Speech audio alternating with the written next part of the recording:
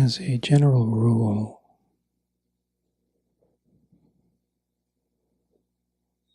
pretty much across the board, anytime anything is questioned,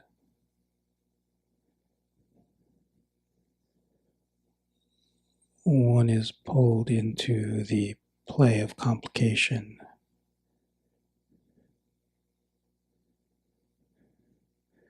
One has been pulled away from where the attention really wants to be.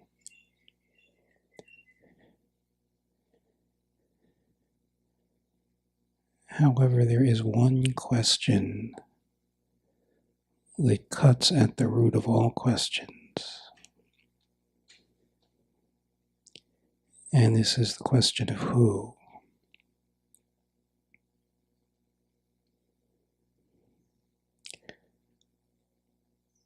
Who am I?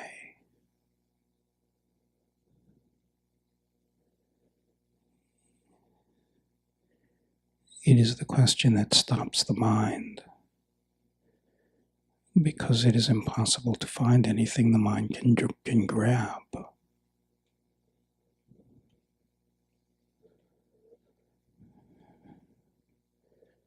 This is of particular help when there is social dynamics play in the world.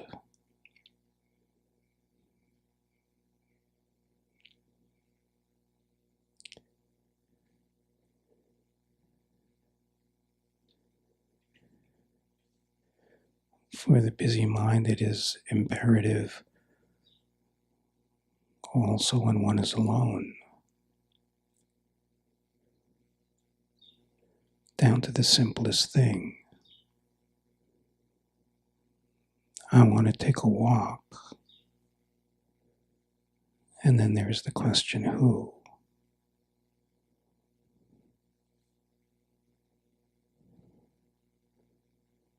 I am going to make a phone call to such and such, and the question is who?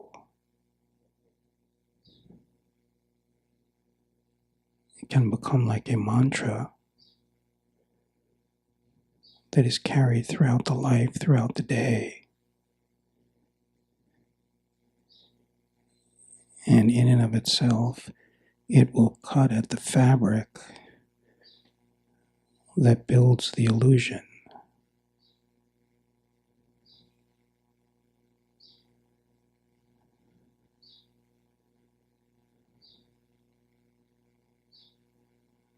I am having a tough day. Who? I am completely committed to becoming awake. Who?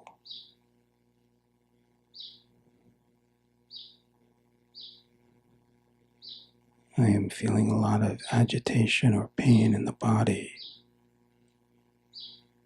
Who?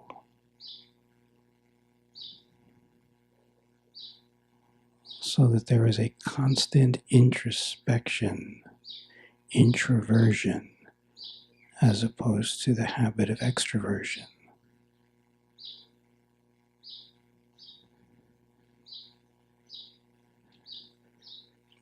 If the question of who is truly investigated prior to the following of the mind's typical questioning, what will be discovered is that all of the questions evaporate, because they are all built around the facade that is the familiar habit that creates a tendency of constant distraction.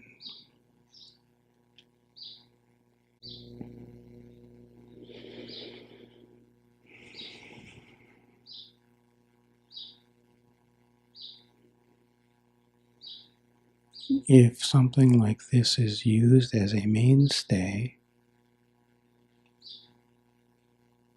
there is the discovery that who I thought I was is just a mental fabrication.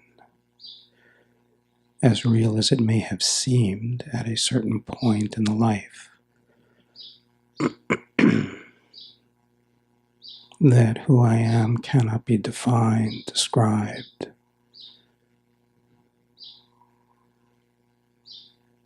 It cannot be found by the mind, but it is discovered to be the ongoing felt sense that has never been touched and actually has created the consistency of the feeling of myself. For there is something constant that makes me feel like me. Otherwise, it is all ever-changing phenomena. But the common ground which makes the experience of all phenomena my experience is actually not an attitude or a perspective. It is not a point of reference, but what is discovered when there is the simple looking into who am I?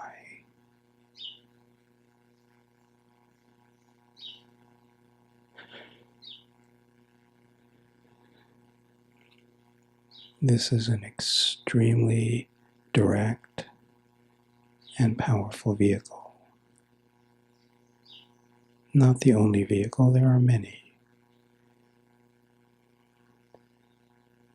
This has a very direct cutting to the source.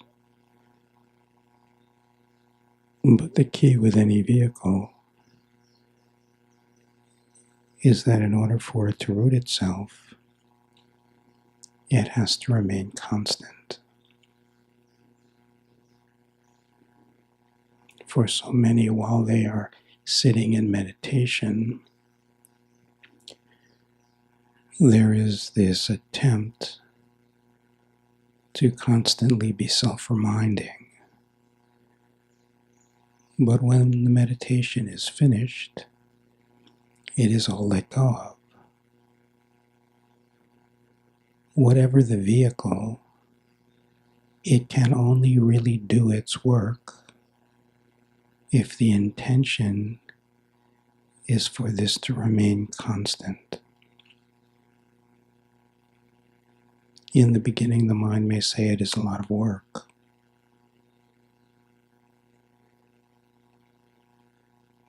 But what occurs over time in the breaking of the addiction is what once seemed like a lot of work ends up becoming automatic.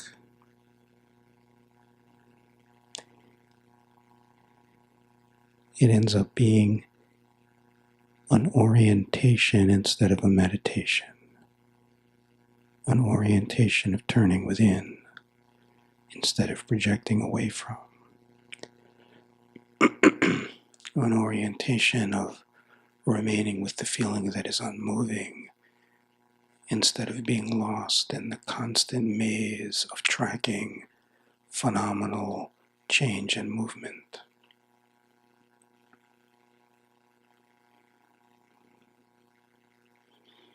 And the opportunity is always the same.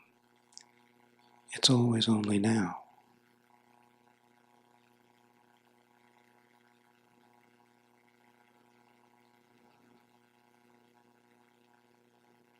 If there is a looking to see who am I, it is an abolishment from a relationship with what is called the future.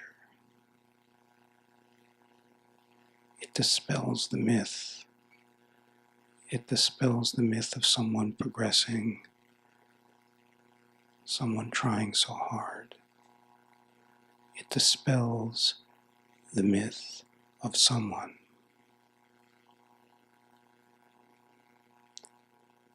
And then it is about operating out of this place, in the absolute feeling of what the mind calls no one. But what is discovered is what the mind calls no one is everyone and everything. What it is absent of is separation. What it is absent of is imagination. What it is absent of is suffering.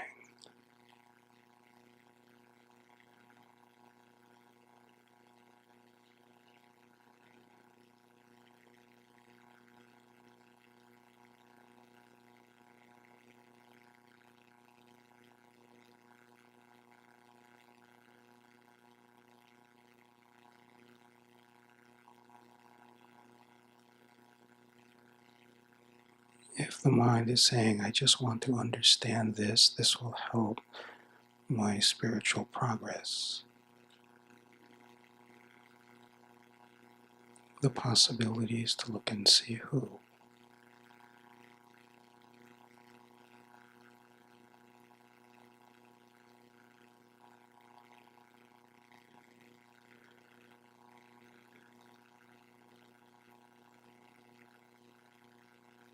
It's the dispelling away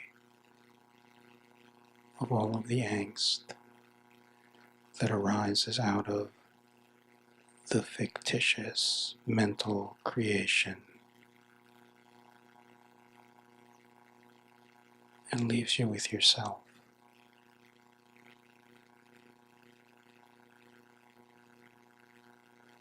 What is in the world, infusing the world, but not of the world, not bound by the world.